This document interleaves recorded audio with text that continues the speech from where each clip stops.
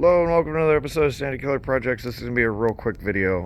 We've got the rims and the tires. They're actually kind of cool looking. I have this one mocked up.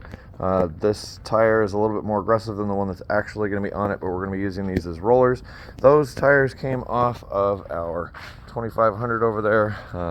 The tires were starting to rot on the sidewalls because these tires, or the old tires, were quite old. So we swapped them out. I took the old ones from there, put them on this so we could roll this out. Why? Because I've got a whole crap load of cars that have got to go into this garage shortly. So today we're going to be quickly running through all the things we're going to do to set it up to make the wheels sit straight, to make sure everything is tight on the frame, and then we're going to push this guy out and it's going to get covered up.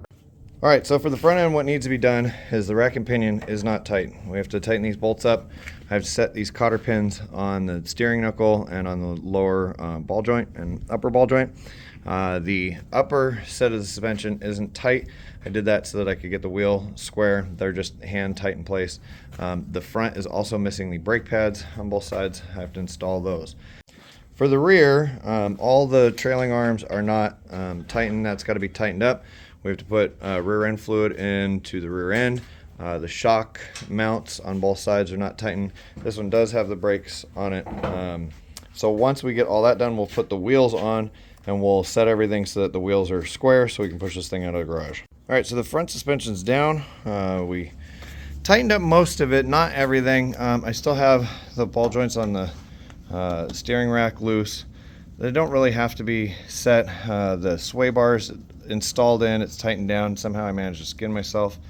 Upper control arm we had to adjust a little bit because the wheels are leaning a little too far. Everything is in and set on this for the front end. The steering rack is tight. Everything is in to where it's not going to get messed up. And at this point, we're on the ground. So this is how it's going to sit. Obviously these tires are a little too tall for where it's going to be once the truck is all built. But now we've got the front ready to go and we can start working on the rear. All right, so the back end is now on the ground. We have everything snugged up and tightened down on the trailing arms. Wheels are bolted on. Everything is on and tight. The only thing that we still have to do is we have to fill the third member with some 80-90 gear oil, and then this thing's gonna roll out of the garage.